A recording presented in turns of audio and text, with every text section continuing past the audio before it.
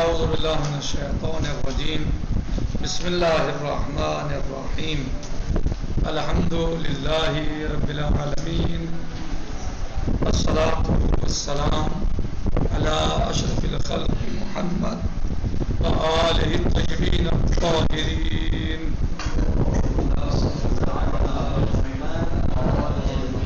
وعجل فرجهم۔ کتاب اصول علم حدیث میں جو ہماری گفتگو چل رہی ہے وہ چل رہی ہے کہ کیا غیر یقینی خبروں پر بھی عمل کیا جا سکتا ہے، عمل ہو سکتا ہے، عمل کیا ہے یا نہیں۔ تو اس کے ذیل میں بہت ساری باتیں بیان ہوئی ہیں گزشتہ دروس میں، اور آج جو ہے وہ اسی سلسلے میں بتا رہے ہیں صاحب کتاب۔ اور دوسری بات یہ ہے کہ اسلامی مسائل میں بے شمار مقامات ہیں جہاں ذمہ داران دین و مذہب بزرگوں نے ایک ایک شخص کی روایت پر عمل کرنے کا حکم دیا ہے، اور یہ مقامات اگرچہ الگ الگ خود بھی خبر واحد اور غیر یقینی ہی کا درجہ رکھتے ہیں، لیکن مجموعی طور پر یقینیات کا درجہ حاصل کر لیتے ہیں۔ الگ الگ تو ایک ایک ہیں، لیکن جب ان کو جمع کیا جائے سب کو تو وہ خود جو ہے وہ یقینیات بن جاتے ہیں۔ صحیح، تو وہ خود بھی یعنی اگر ان کو الگ الگ دیکھا جائے تو غیر یقینی ہی کا درجہ رکھتے ہیں، خبر واحد کا درجہ رکھتے ہیں، لیکن مجموعی طور پر یقینیات کا درجہ حاصل کر لیتے ہیں، اور ان کو ایک طرح کا تواتر حاصل ہو جاتا ہے جسے کسی قیمت پر مسترد نہیں کیا جا سکتا ہے، بلکہ اس پر عمل کرنا چاہیے۔ اور در حقیقت یہ روایات ایک مستقل دلیل کی حیثیت رکھتے ہیں، ورنہ سیرت عقلاء کے معتبر ہونے کے لیے تو معصوم کی طرف سے ممانعت کرنا ہونا ہی کافی ہے۔ یعنی سیرت عقلاء معتبر ہے، اس کے اعتبار پر معصوم کا منع نہ کرنا بس یہی کافی ہے۔ یعنی معصوم نے منع نہیں کیا، معصوم نے یہ نہیں کہا کہ سیرت عقلاء پر عمل نہ کریں آپ مثلا، تو بس یہی کافی ہے، نہ کہنا ہی کافی ہے معصوم۔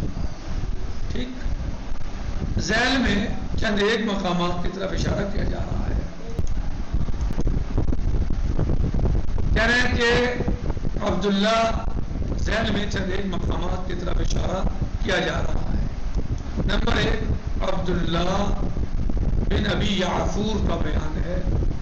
عبداللہ بن ابی یعفور کہ میں نے امام صادق علیہ السلام سے عرض کیا۔ عبداللہ بن یعفور کہتے ہیں کہ میں نے امام صادق علیہ السلام سے عرض کیا کہ میں ہر وقت حضور کی خدمت میں حاضر نہیں ہو سکتا ہوں، میں ہر وقت آپ کی خدمت میں حاضر نہیں ہو سکتا ہوں، اور لوگ مجھ سے مسائل دریافت کرتے ہیں، لوگ مجھ سے مسائل دریافت کرتے ہیں، اور میں ہر وقت آپ کے پاس نہیں آ سکتا، جن کا میرے پاس کوئی جواب نہیں ہوتا ہے۔ ایسے لوگ، ایسے سوال بھی آتے ہیں کہ ان کا میرے پاس کوئی جواب نہیں آتا، میرے پاس کوئی جواب نہیں ہوتا، تو میں کیا کروں اور کس سے دریافت کروں؟ کہ ابن رسول اللہ، ایسے موقع پر میری کیا مسئولیت ہے، کیا ذمہ داری ہے؟ آپ علیہ السلام نے فرمایا، امام علیہ السلام نے فرمایا، محمد بن مسلم سے دریافت کرنے میں کیا پریشانی ہے؟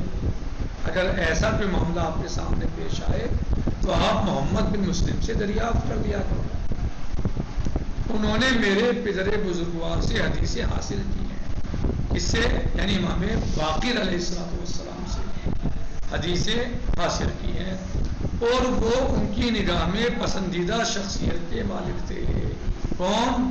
محمد بن مسلم رضوان اللہ تعالیٰ علیہ۔ کتنے عظیم شخصیت ہوں گی۔ امام علیہ السلام ان کی طرف رہنمائی فرما رہے ہیں کہ اگر تمہیں ہمارا حکم معلوم نہیں ہے اور تم سے کوئی ہمارے حکم کے بارے میں پوچھتا ہے اور آپ کو معلوم نہیں ہے، تو آپ محمد بن مسلم رضوان اللہ تعالیٰ علیہ سے مراجعہ کریں، ان سے معلوم کر لیں۔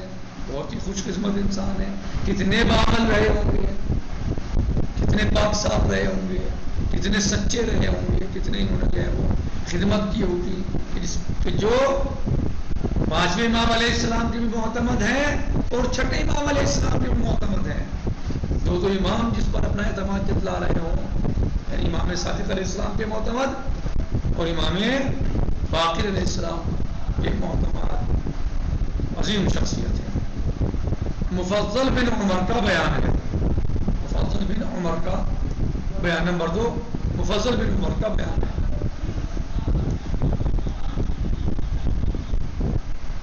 پر رحمتوں کا نزول فرمایا محمد بن مسلم سے دریافت کرنے میں کیا پریشانی ہے؟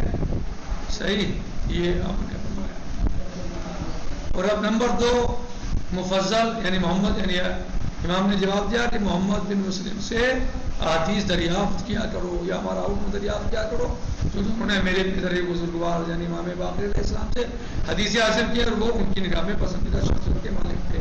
نمبر 2، مفضل بن عمر کا بیان ہے، میں نے امام صادق علیہ السلام کی زبان سے اس وقت سنا ہے جب آپ سے فیض ابن مختار نے ایک آیت کے بارے میں سوال کیا اور آپ نے آخر کلام میں فرمایا کہ اگر مجھ تک رسائی نہ ہو سکے، اگر مجھ تک نہ پہنچ سکو تو اس شخص سے دریافت کر لیا کرو، اور یہ کہہ کر زبارہ بن عیوب کی طرف اشارہ کیا۔ اگر کوئی پریشانی ہو، کوئی مشکل پیش آئے اور سوال کرنا ہو کوئی اور ہم تک رسائی نہ ہو سکے تو اس شخص سے معلوم کر دیا کرو۔ وہ کون تھے؟ زبارہ بن عیوب کی طرف اشارہ کیا۔ نمبر 3، یونس بن یعقوب راوی ہیں کہ ہم لوگ امام صادق علیہ السلام کی خدمت بابرکت میں حاضر تھے کہ آپ نے فرمایا کہ کیا تمہارے پاس کوئی مرجع نہیں ہے؟ کیا تمہارے پاس کوئی مرجع نہیں ہے جس کے پاس حاضری دے کر سکون نفس حاصل کر لو؟ تمہارے پاس کوئی مرجع نہیں ہے جس کے پاس سکون حاصل کر لو تم حاضری دے کر؟ آخر حارث بن مغیرہ بصری کی طرف رجوع کرنے میں کیا پریشانی ہے؟ یعنی تم ان سے رجوع کر دیا کرو، اگر تمہیں کوئی ضرورت ہے، کوئی مسئلہ دریافت کرنا ہے تو حارث بن مغیرہ بصری کی طرف رجوع کر دیا کرو، اس سے ہمارا مسئلہ معلوم کر دیا کرو، حدیث معلوم کر دیا کرو۔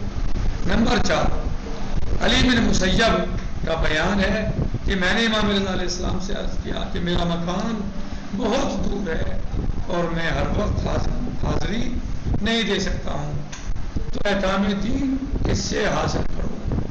تو امام رضا علیہ السلام نے فرمایا زکریا بن آدم سے، زکریا بن آدم سے، کہ وہ دین و دنیا میں مامون اور قابل اعتبار ہے۔ دین و دنیا میں مامون ہے نہیں،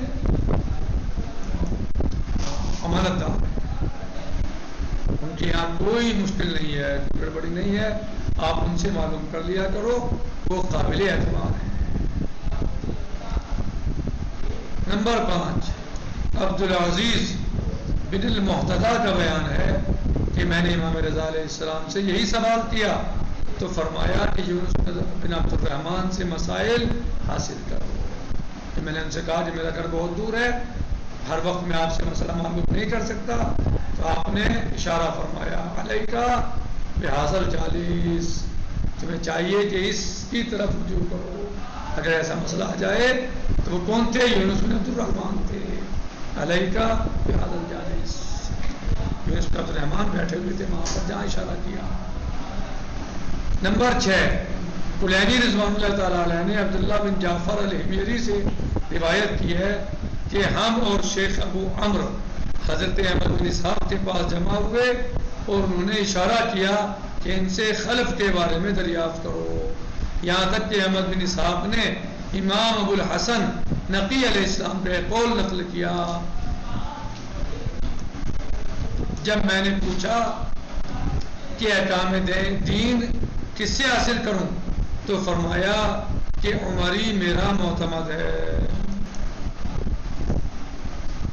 جو کچھ پہنچائے گا وہ میرا ہی پیغام ہوگا اور جو کچھ کہے گا وہ میری ہی ترجمانی ہوگی، لہذا اس کی اطاعت کرو اور اس کی باتیں سنو، وہ سیکھا بھی ہے اور معمول بھی ہے۔